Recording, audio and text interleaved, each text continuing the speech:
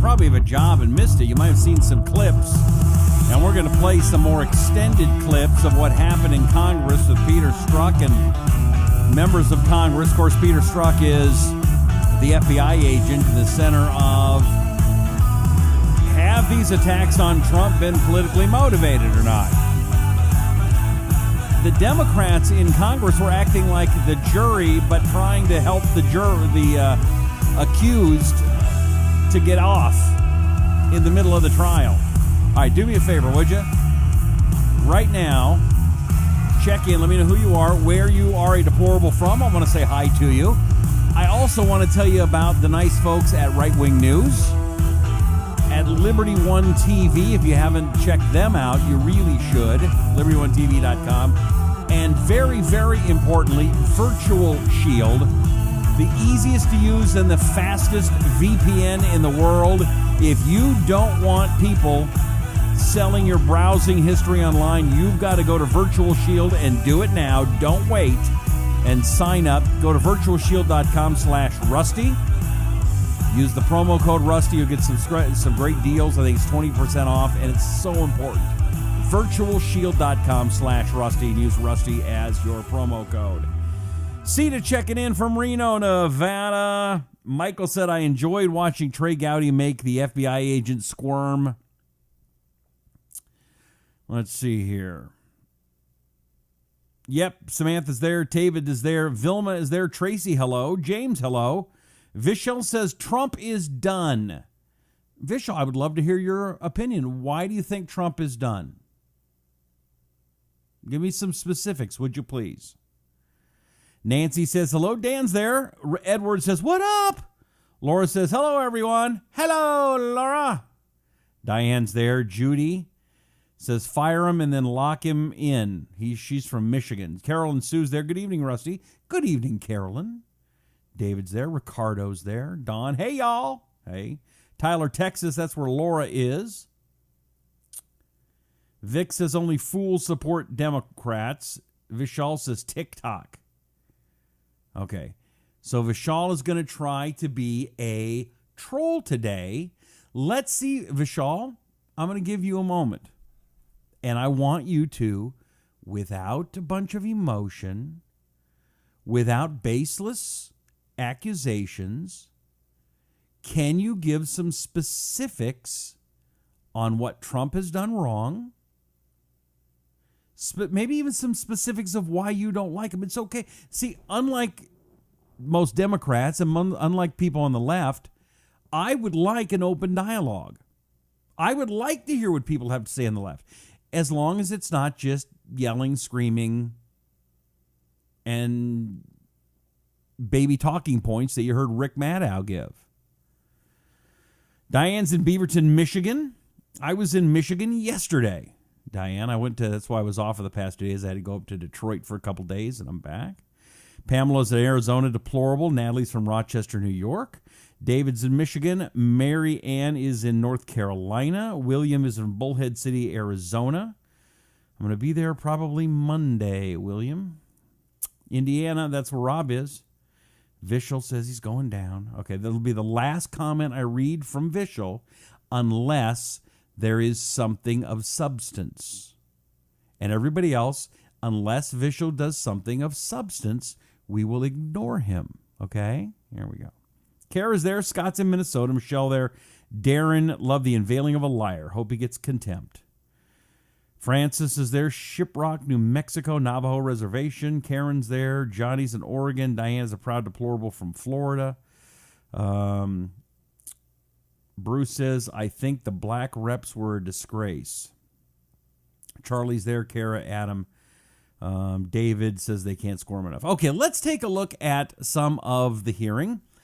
I don't know about you, but I have a life, so the idea of sitting around and watching all day long is very difficult. But let's take a look first, and I'm going to play quite a bit of it. 6 minutes of Trey Gowdy and his interviewing, questioning of Peter Strzok here on the Rusty Humphries Rebellion. Form Committee, the gentleman from South Carolina, Mr. Gowdy, for his opening statement. Thank you, Mr. Chairman. In our justice system, we give law enforcement officers incredible powers. the power to investigate, to search, to seize, to stop, the power to allege and accuse, the power to eavesdrop and intercept private communications, the power to look through bank records, the power to look through phone records, the power to even check what books you checked out of the library. These are awesome powers that must be used responsibly because those powers affect reputations and freedom. These awesome powers are given a correspondingly high expectation that these powers will be used fairly, lawfully, professionally, and in a manner worthy of our respect. About 2 weeks ago, FBI agent Peter Strzok was interviewed for more than 10 hours. We learned that Agent Strzok has a most unusual and largely self-serving definition of bias. Agent Strzok, despite the plain language of his texts and emails, despite the Inspector General's report, and despite common sense, doesn't think he was biased. He thinks calling someone destabilizing for the country isn't bias. He thinks promising to protect the country from someone he hasn't even begun to investigate isn't bias. He thinks promising to stop someone he is supposed to be fairly investigating from ever becoming president isn't bias. He thinks talking about an insurance policy to keep someone from becoming president isn't bias. That's for one of the folks he was investigating. He has a different set of rules for others that he's investigating. Agent Strzok thinks saying someone he is allegedly investigating should be elected president 100 million to 0 before he ever interviews her. He doesn't think that's bias. Agent Strzok thinks pronouncing someone innocent before bothering to interview more than 30 different witnesses isn't bias. He thinks claiming you can smell the Trump supporters isn't bias, but he doesn't say a single solitary word about being able to smell the support of any other candidate. To him, that isn't bias. The moment Special Counsel Bob Mueller found out about Peter Strzok's texts and emails, he kicked him off of the investigation. But that was a year and a half too late. The text and the emails may have been discovered in May of 2017, but the bias existed and was manifest a year and a half before that, all the way back to late 2015 and early 2016. So it wasn't the discovery of texts that got him fired. It was the bias manifest in those texts that made him unfit to objectively and dispassionately investigate. So if the bias existed in late 2015 and early 2016, and it did, his unfitness to investigate existed then as well. Agent Strzok struggled to define bias for the better part of 10 hours. For the rest of us, bias is the prejudging of a person, a group, or a thing. It usually has a negative connotation, but it is a preconceived position or a prejudgment. It is the making up of your mind ahead of time based on anything other than the facts, and that is exactly what he did. Bias is saying Hillary Clinton should win the presidency 100 million to 0 when she was still under investigation, wasn't even the nominee, hadn't been interviewed, and 30 other witnesses had also not been interviewed. In March of 2016, Agent Strzok had Clinton winning 100 million to 0, even though the investigation was far from being over. That is the prejudging of someone's innocence March of 2016, before all the evidence is in. On the other hand, he said Trump would be destabilizing, called him an idiot, abysmal, bigoted nonsense, called him a disaster, said he should F himself.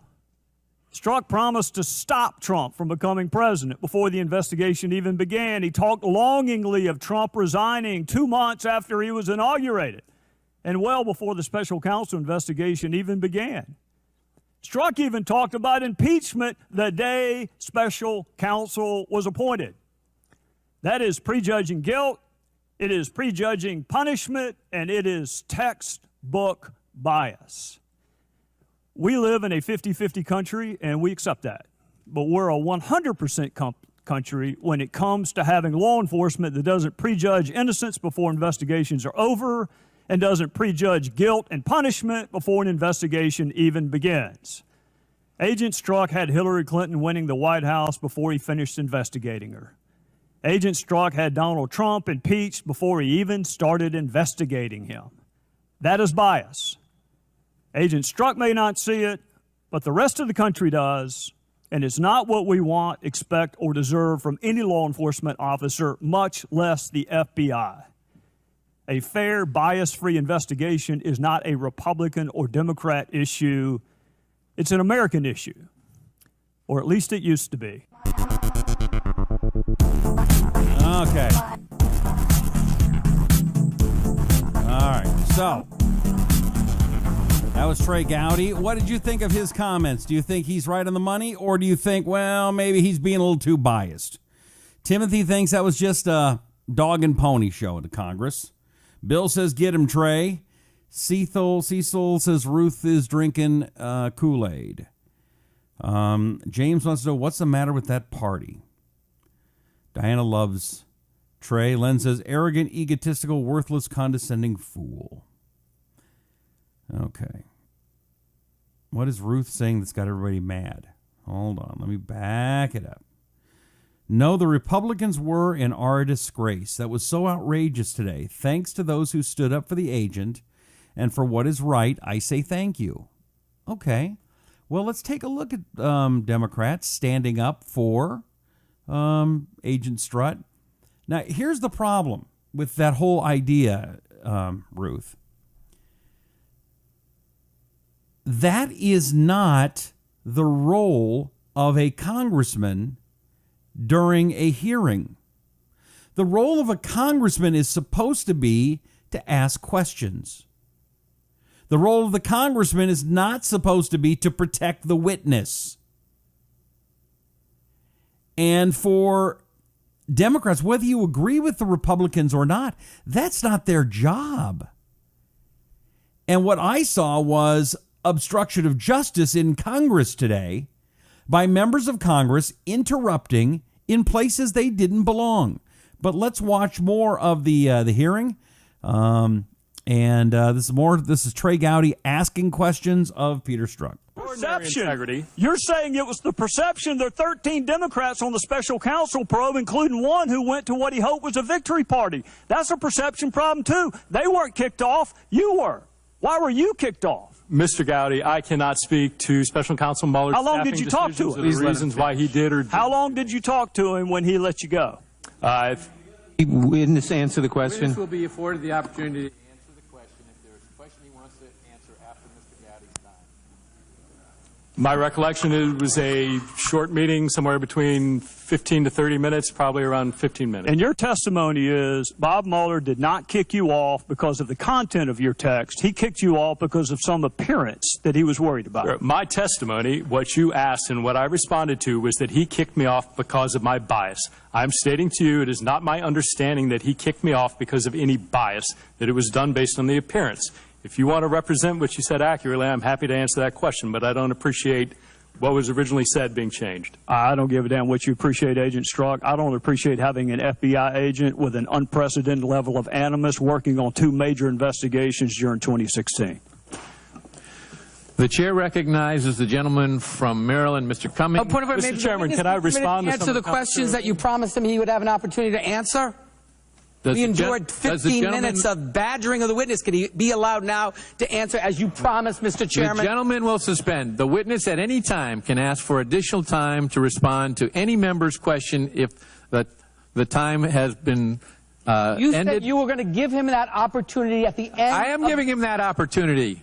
Mr. Chairman, may I respond to... Yes, you may. Yes, Mr. Gowdy. Sir, I think it's important when you look at those texts that you understand the context in which they were made and the things that were going on across America. In terms of the text that we will stop it, you need to understand that that was written late at night, off the cuff, and it was in response to a series of events that included then-candidate Trump insulting the immigrant family of a fallen war hero. And my presumption, based on that horrible, disgusting behavior, that the American population would not elect somebody demonstrating that behavior to be President of the United States. It was in no way, unequivocally, any suggestion that me, the FBI, would take any action whatsoever to improperly impact the electoral process for any candidate. So I take great offense and I take great disagreement to your assertion of what that was or wasn't. As to the 100 million to one, that was clearly a statement made in jest and using hyperbole. I, of course, recognize that millions of Americans were likely to vote for candidate Trump. I acknowledge that is absolutely their right. That is what makes our democracy such a vibrant process that it is. But to suggest somehow that we can parse down the words of shorthand textual conversations like there's some contract for a car is simply not consistent with my or most people's use of text messaging. I can assure you, Mr. Chairman, at no time in any of these texts did those personal beliefs ever enter into the realm of any action I took. Furthermore, this isn't just me sitting here telling you, you don't have to take my word for it. At every step, at every investigative decision, there are multiple layers of people above me, the assistant director, executive assistant director, deputy director, and director of the FBI, and multiple layers of people below me, section chiefs, supervisors, unit chiefs, case agents, and analysts, all of whom were involved in all of these decisions. They would not tolerate any improper behavior in me any more than I would tolerate it in them. That is who we are as the FBI. And the suggestion that I, in some dark chamber somewhere in the FBI, would somehow cast aside all of these procedures, all of these safeguards, and somehow be able to do this is astounding to me. It simply couldn't happen. And the proposition that that is going on, that it might occur anywhere in the FBI, deeply corrodes what the FBI is in American society, the effectiveness of their mission, and it is deeply destructive. Wow, Mr. members Chairman, of Congress actually I have a Rule 11 clapping. motion, Mr. Chairman, Wow. Clause 2. Okay, all right. Members of Congress, Democrats in Congress clapping. I don't know that I've seen that before. Let's see. You want to see some more people? I'll get Louis Gohmert in a second. But let's get... the gentleman... At the conclusion of has Mr. King... Let's get... okay. Let's get some more here. Who's this? The gentleman... At the conclusion of Mr. King's time, you may... Struck him over here now to your left, and I wanted to point out that you repeatedly stated here before this committee that you separated out your personal beliefs from any action that you took. You'd agree with that, I'm confident. And as implausible as that sounds to us, we've listened to a dogmatic defense of the implausible argument that no matter how biased you were, no matter how profane in that bias you were, it didn't affect your judgment or your decisions. Now, that's a tough accusation of my views as biased. Do you hold with that position that your views are not biased, whether Yes. or not they colored your activities as an agent? I believe they did not color them, and I believe they are not biased. The derogatory texts that you delivered that have been before this committee for the better part of this day don't reflect a bias. They don't, sir. And why? Because not a single representative of the IG has been able to demonstrate a single act, not one indicating bias. Not one. Reclaiming my time, Mr. Strzok. It's one thing to say that you found a way to wall off your bias, but it's not possible to take under oath and tell the American people in this committee that there's not bias. There's never ever the evidence of this bias is replete throughout throughout these documents that we have. Let me take you another place. Were you involved in the questioning of Hillary Clinton on July 2nd, 2016? Yes, I was. I'm pausing because I think it was second or third, but if you represent it's the second, it's the second. The second is the date that I believe we worked with. But in any case, in that room, how many agents were in that room? 3, including myself. And were there any other representatives of the executive branch of government? There were. And who were they? 5 attorneys from the Department of Justice. 5? Yes, sir. 5 attorneys from the Department of Justice and 4 then from the FBI? No, sir. Including yourself? No, sir. A total of 8 people. 3 DOJ FBI, attorneys, 5 3 DOJ. FBI agents. And then the people in the room with Hillary Clinton were Carol Mills, Secretary Heather Samuelson. Clinton, 1, 2, 3, I believe 4 other attorneys, 4 or 5. I see. And Did you record any of that interview, and can you tell me how long that took? We did not record it. My recollection is that it took several hours. I don't recall the exact time.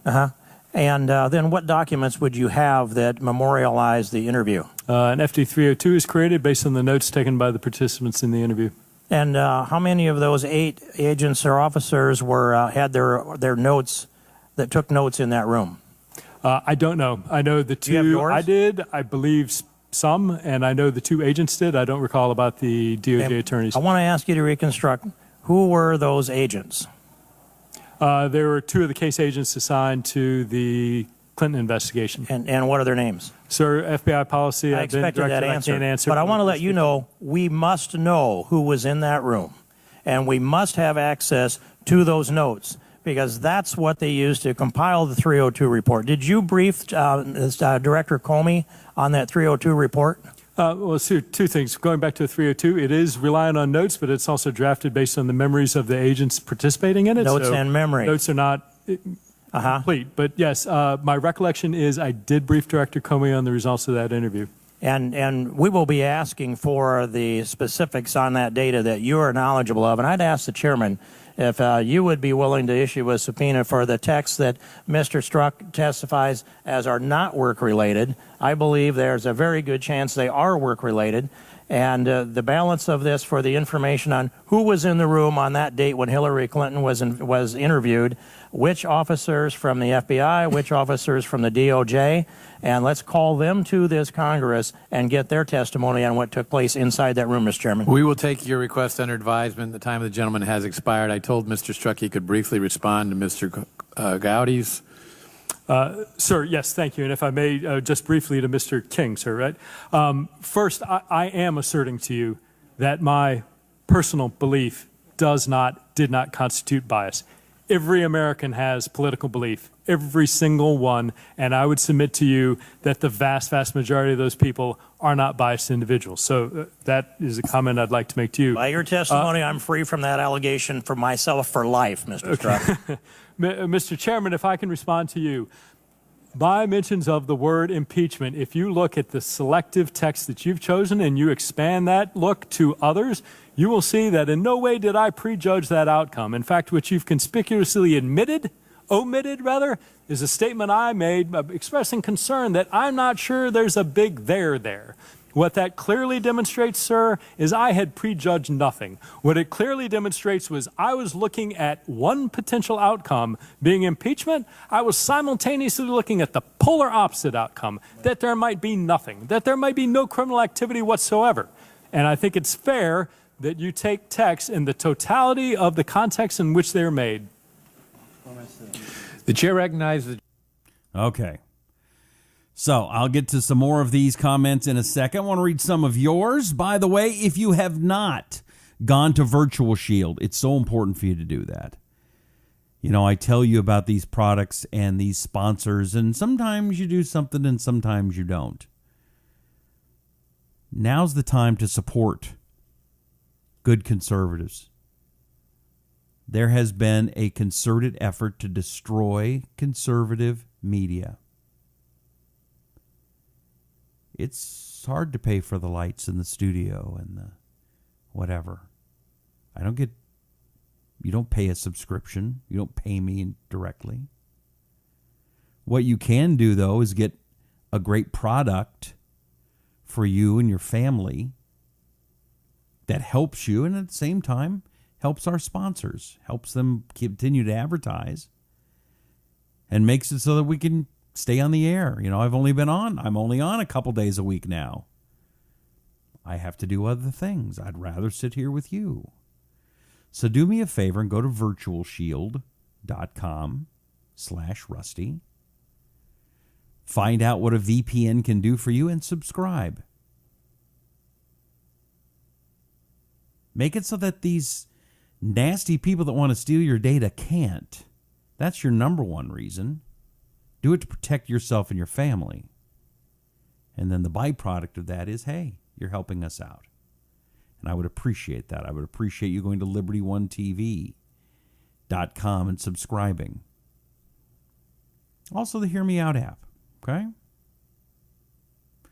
Let's see what some of your comments are. There was one I saw a few moments ago, and I warned her. Here we go. Gail, I said, Gail, stick around. I'm going to comment on you. Gail says, will you dopes do something that matters? WTH, what the hell? Gail, this is one of the most important moments in American history. Now, the way it's being treated is that it's a sideshow, it's a circus, Democrats and Republicans just being stupid. There is that. But here's where it is important and why we need to get to the root of the matter. We need to find out, was the American justice system and the FBI weaponized against a political candidate of a different party? Because if we don't look at it now, what is to say that Trump doesn't do it to Hillary when she runs again? Or Bernie Sanders? And by the way, if the Democrats get away with it, why shouldn't Trump do it? Now, see, I don't think Democrats or Republicans should do it. Now, you can't say that the government wasn't weaponized under Obama. They were. We know for a fact that IRS officials were told to go after conservatives and conservative groups. They came after me. They came after friends of mine. It happened. It's a fact. It's not a coincidence. It's a fact. The federal government was weaponized to help President Obama get reelected for his second term. Fact. And Democrats can try to lie or hide or shame as long as they want, but that's a fact. The government was used, the power of the government was used against people of a political party that the government in power didn't like. So it must be stopped. And now people say, well, what difference at this point does it make? Thank God Hillary lost. But just because she lost doesn't mean she shouldn't be held accountable for the crimes. Does a bank robber who doesn't get the money, do you say, oh, well, you didn't get the money? So he pulled a gun, so what? He planned it, so what? The bomb didn't go off from the terrorist. Forget about it. No. And nor should you. We've had 2 attempted coup d'etats happening at the same time. The federal government was weaponized to try to get Hillary Clinton elected. It didn't work. As soon as it didn't work, the federal government was weaponized to try to get President Trump out of office and impeached or something. It's not right. And I don't care what party it is, it's not right. All right. Larry says the agent has a selective memory. Dirty agent, FBI's in the gutter, says John. Tina says compare is lying his nose off, liar pants on fire. Matt says, what a douche. Tawny says in Arizona. Sue says, and that sweetie pie lover sending all those texts, both are garbage. Jesse said he should have been fired, not just for the texts on federal government telephone, but for business that was personal business. Mary brings a good point. People say, well, he just is an American and he can have bias too. Mary says, and she's right. Most Americans who have bias, me, you, we don't have the powers, she says, of Strzok or the deep state.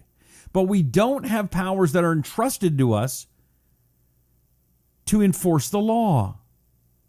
Strzok was the number 2 guy in these investigations, so he said. Dan says, what a colossal waste of taxpayers' hard-earned money. We are paying these people for this.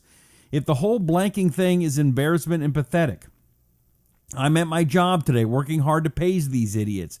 Come on, man. Come on. I guess that is in reference to me for playing the video. Again, Dan, you're missing the entire point. Now, I will agree with you. These Democrats yelling, point of order, point of order, point of order, point of order, point of order, trying to interrupt, trying to stop. You know, again, what is the point of that? The point was to disrupt what was happening. They knew that Trey Gowdy was onto something, or Louis Gohmert. And the only way to stop that forward momentum is to throw in the point of order out of the thing and just get everything off the rails. Alan says again and again, the left has different laws to abide to. Ignacio, cover up for Clinton. John says, make America great again. Janice says, you are the nasty people. In what way, Janice? What is it that we are doing other than saying, hey, we don't want a coup d'etat. We don't want people, unelected officials, and none of them, Peter Strzok isn't elected anything. We don't want government officials, elected or unelected, to be able to run and do whatever they damn well please. All right. Let's see some more comments, and I do want to hear from you. Representative Louis Gohmert from Texas, an old friend of mine. He had a little something to say in this hearing. Here you go. Testimony you gave. And I told some of the other guys, he is really good. He's lying. He knows, we know he's lying, and he could probably pass a polygraph. Point. It's amazing. Mr. Chairman. No, this is my Mr. time. Chairman, I'm sorry. It needs to be paused. This point of order. No. The gentleman will state. Okay, again, remember what they're doing.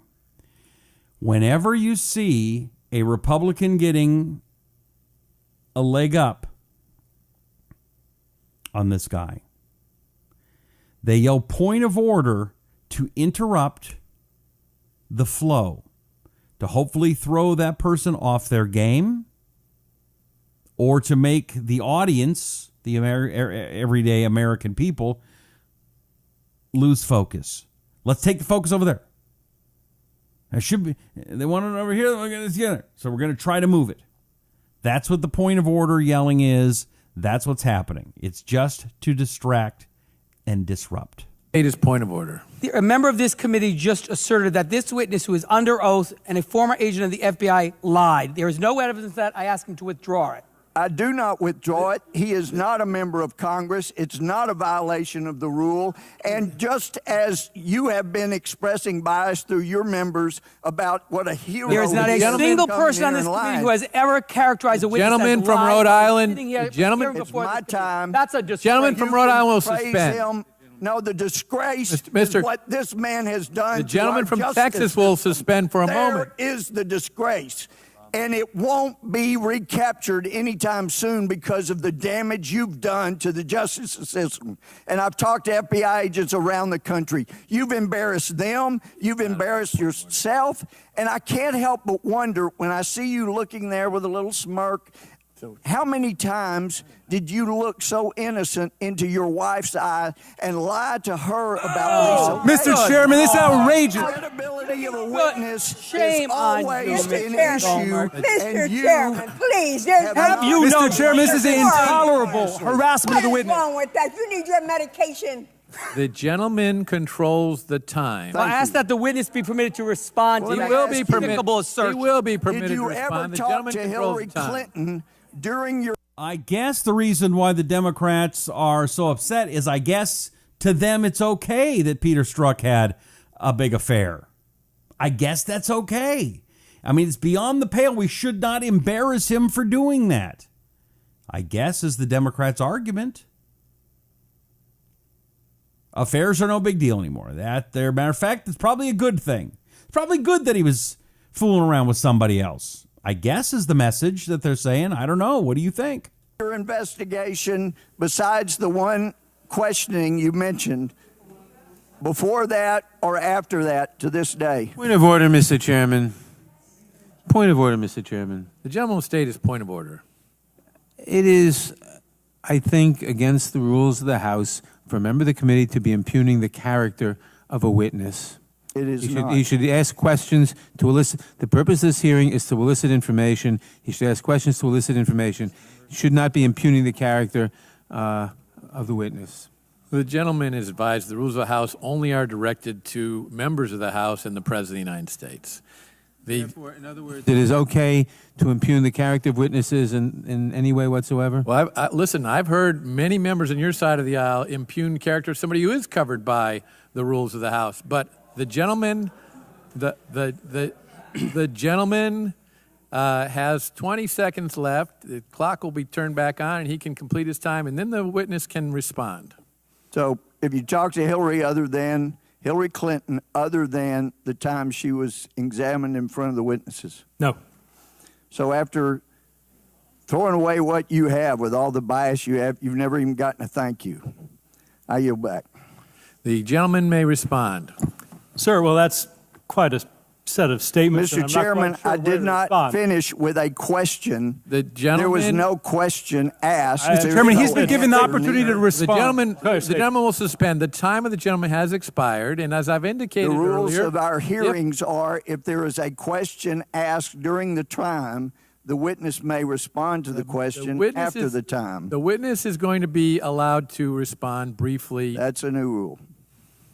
Sir, first, I assure you, no question. Under oath, as I spoke also during my interview a week or two ago, I have always told the truth. The fact that you would accuse me otherwise, the fact that you would question whether or not that was the sort of look I would engage. I'm sorry, you always tell the truth again to your wife? Hey, honey, I'm having an affair with that chick. I mean, I don't like bringing up affairs. I don't like going there. I don't. I do think people should have personal lives. But we are talking about the character of a man who's legally able to question everybody else's character. He holds everybody else and is allowed to hold everybody else to a higher level, yet he wants a lower level for himself.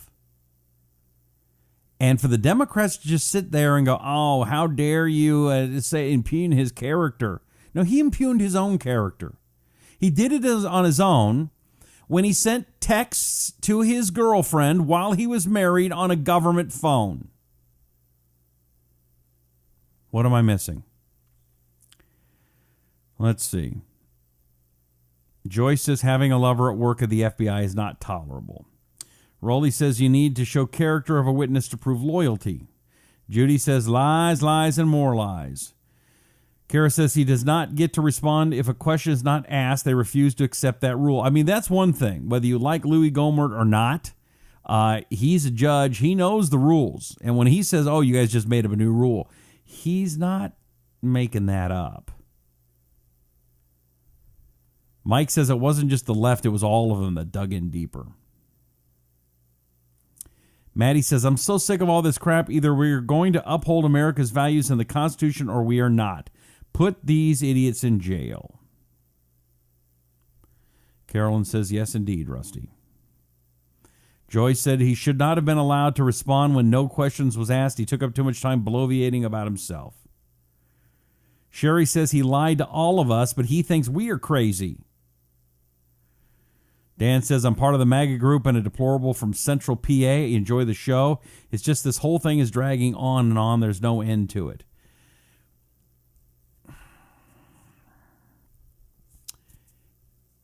You are right. It is frustrating. But we have no attention span left in America. And if an investigation into the weaponization of federal government against the political process, if that takes 2 years or 10 years, I don't give a flying flip. It needs to be done thoroughly, and the people responsible need to be held accountable. Period.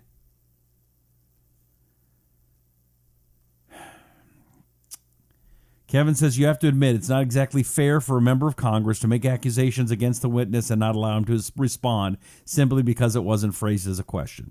Now, Kevin, I will agree with that. I don't like that rule. I don't think that's right. I agree with you. And see, that's what I believe. I believe that Americans generally, we are fair. We want to be fair. It's one of the reasons why I think Trump will win a second term, because I don't believe the American people are going to say, you know what, I think the Democrats have been fair to him. They haven't. And people know it. Let's get back to this session. With and a family member who I have acknowledged hurting goes more to a discussion about your character and what you stand for and what is going inside you. It's to your credibility, and you lost your credibility. Both individuals. You've lost your credibility. While That's I doubt the it problem. plays well Gentleman to from America, Texas I'm not sure that it plays the well. gentleman from Texas will suspend. The witness has had ample opportunity to express his feelings about that, and now the chair recognizes. Mr. Chairman, there is a discussion about the representative's first assertion about what the ICIG said that I would like to respond to. Very briefly. Very briefly. I have no recollection of that conversation. I can tell you I am not a computer forensic expert. I can tell you that every allegation that we had, and ICIG was a great and close partner, every allegation that we had, whether from them or anybody else, was forwarded to experts who looked at it. The scores and scores of servers and BlackBerries and emails and everything we got were combed over carefully by the FBI's experts to see if there's any indicia of intrusion. But you don't recall going over those emails, correct? Gentlemen will suspend. I have no idea what you're talking about, and frankly, and the witness will suspend as well. I do not know what you're talking about. That is just enough. Can't let a witness go on forever. When the fact is, you never did anything Mr. Chairman, about those. order. Correct? Regular order.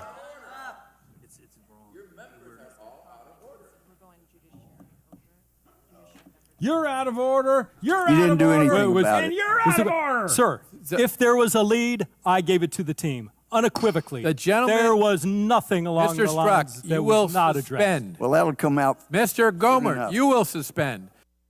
You're out of order. You're out of order, and you're out of order.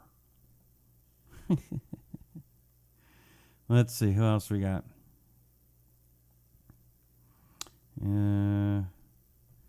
Anything else that's good? Oh, Peter. Thank you for the opportunity. Yeah, let's get Peter Strutt and his this time in an open hearing. I testify today with significant regret, recognizing that my texts have created confusion and caused pain for people I love. Certain private messages of mine have provided ammunition for misguided attacks against the FBI, an institution that I love deeply and have served proudly for over 20 years. I'm eager to answer your questions, but let me first address those much discussed texts. Like many people, I had and expressed personal political opinions during an extraordinary presidential election. Many contained expressions of concern for the security of our country, opinions that were not always expressed in terms I'm proud of.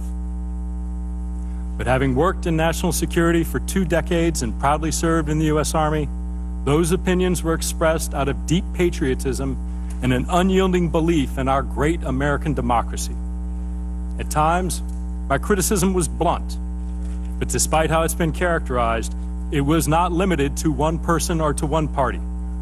I criticized various countries and politicians, including Secretary Clinton, Senator Sanders, then candidate Trump, and others. But let me be clear, unequivocally and under oath, not once in my 26 years of defending our nation did my personal opinions impact any official action I took. This is true for the Clinton email investigation, for the investigation into Russian interference, and for every other investigation I've worked on. It is not who I am, and it is not something I would ever do, period. Okay. So here's my question to you. Let's do a little poll, a little votey.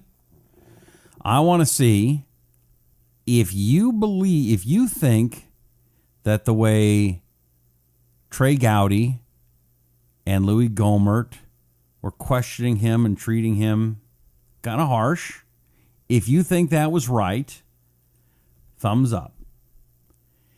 If you think Peter Strzok was not treated fairly, you think the Democrats are right to defend him, give me the mean frowny face.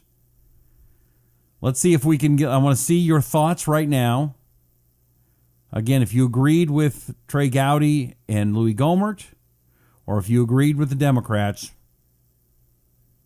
vote right now. Also, while you're voting, while you're down there, if you would share the video. Let people know what it is that we're doing here. Again, I will give you my opinion, But every night I'm trying to get at the truth and the honesty. And yes, the American way.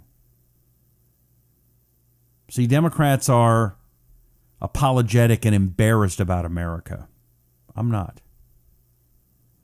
Matter of fact, I had a long discussion with a woman today. I had some journalist out of Sweden or something, and she got on one of the Facebook pages and started accusing me of having old-fashioned values that reminded her of Little House on the Prairie.